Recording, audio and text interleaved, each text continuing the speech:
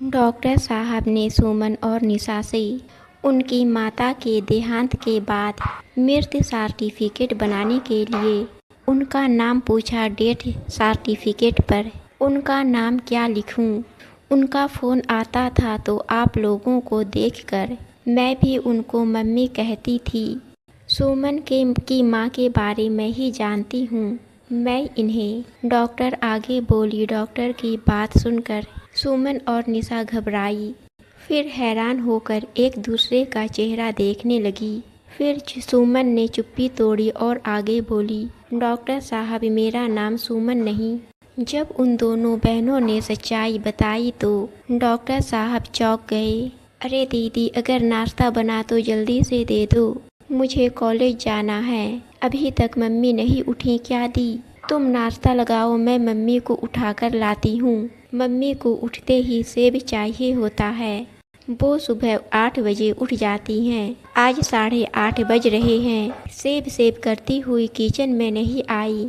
निशा भागती हुई उनके कमरे में गई। मम्मी अभी बिस्तर पर ही थी। गहरी नींद में निशा ने उसे आवाज़ दिया, मम्मी उठिए, 9 बजने को आए हैं। आज सेब नहीं खानी है क्या? कोई जवाब नहीं पाकर निशा ने उन्हें हिलाया और जगाने की कोशिश करने लगी, लेकिन उनके एकदम ठंडे पड़े शरीर से स्पर्श पड़े शरीर से वह चौंक गई और चीखी, दीदी इधर आओ, देखो मम्मी उठ नहीं रही हैं। सुमन जल्दी से मम्मी के कमरे में पहुंची। निशा को कुछ समझ नहीं आ रहा था। बोली, दीदी देखो मम्मी उठ नहीं रही हैं। सुमन माँ को जोर से हिलाने लगी, पर वो नहीं जागी। उसकी आंखों से पानी छलक पड़े। फिर खुद को मानो साथ बिना देती हुई बोली, लगता है रात को दवाई लेना भूल गई थी। रुको, मैं डॉक्टर को फ़ोन करती हूँ। सुमन ने मम्मी के रेगुलर डॉक्टर को फ़ोन किया। हाँ सुमन बोलो, मम्मी जी ठीक तो है ना? कल ही तो उन्हें चेक किया था, बीपी लो था, इसलिए मैंने दवाई भी चेंज कर दी है। सुमन बोली, मम्मी उठ नहीं रही हैं, आप जल्दी से घर आएंगी क्या? डॉक्टर बोली, हाँ मैं तुरंत आती हूँ। 15 मिनट में डॉक्टर साहब आ गई। मम्मी को चेक किया, फिर सुमन के पीठ पर सात बिना की थपकी देते हुए बोली, बीपी ही इन पर भारी गुजरा, मैं डेथ सर्टिफिकेट बना देती हूँ। डॉक्टर की बातें सुनकर दोनों बहनें जोर जोर से रोने लगी। डॉक्टर ने उसे कहा, सुमन, जन्म मरण हमारे हाथ में नहीं होता है, होने को कौन टाल सकता है। फिर बोली, मैं तो कहती हूँ अच्छा ही हुआ जो तकलीफ़ से निजात पा गई। कैंसर रोग बहुत तकलीफ देह होता है, खुद पेशेंट के लिए भी और अपनों के लिए भी। डेथ सर्टिफिकेट पर उनका नाम क्या लिखूं? उन्हें चेक करने आती थी तो तुम लोगों को देखकर मैं भी उन्हें मम्मी ही कहती थी। सुमन की मम्मी के रूप में ही जानती हूँ मैं इन्हें। डॉक्टर आगे बोली। सुमन और निशा घबराई, फिर हैरान होकर एक दूसरे का चेहरा देखने लगी। फिर सुमन ने चुप्पी तोड़ी और डॉक्टर से बोली, डॉक्टर साहब मेरा नाम सुमन नहीं रिया है। पिछले 15 सालों से मैं मम्मी के लिए सुमन बनी हुई थी। 15 साल पुरानी बात है, जब मैं स्कूल से पढ़ाकर घर आ रही थी, इस बुजुर्ग का एक्सीडेंट हो गया था। काफ़ी भीड़ जमा थी। जब मैं वहाँ गई तो ये मुझे देखकर बोली, मेरी बेटी आ गई। मुझे कुछ नहीं हुआ। उन्होंने मेरा हाथ पकड़ा और बोली, मुझे बहुत जोर से भूख लगी है, घर चलते हैं। कुछ समझ नहीं आ रहा था। अच्छा हुआ तू आ गई, चल अब घर चलें। बुजुर्ग बार किसी अच्छे घर की लग रही थी, दिखने से भी और कपड़ों से भी। मेरा हाथ बहुत जोर से पकड़ी थी। सुमन, चल जल्दी से अपने घर चलते हैं। मुझे समझ नहीं आ रहा था कि मैं क्या करूं।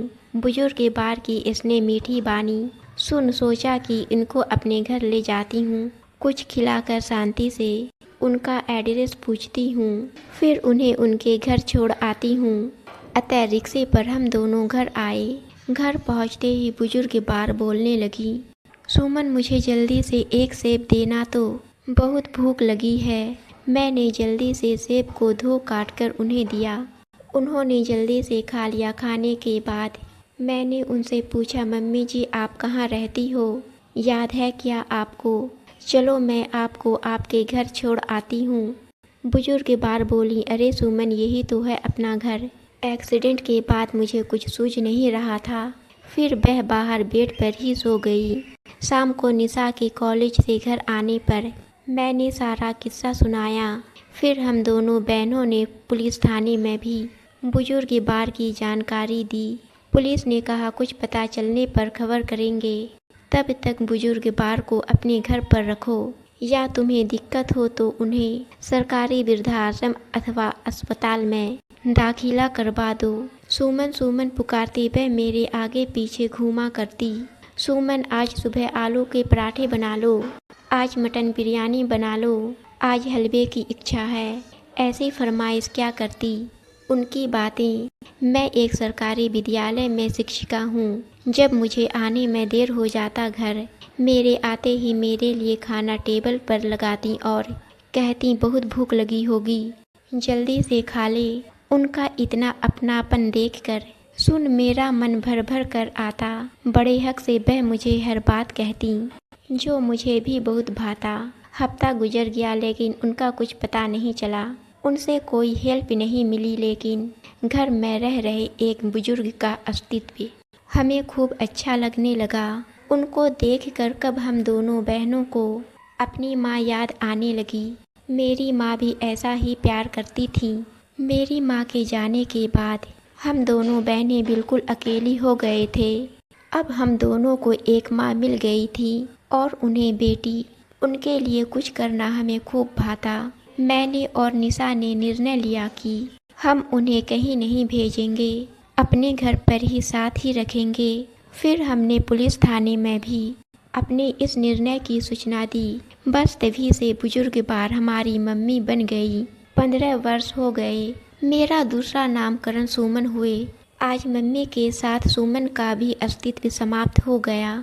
बोलते हुए रिया के आंखों से पुनः झरझर आंसू बहने लगे।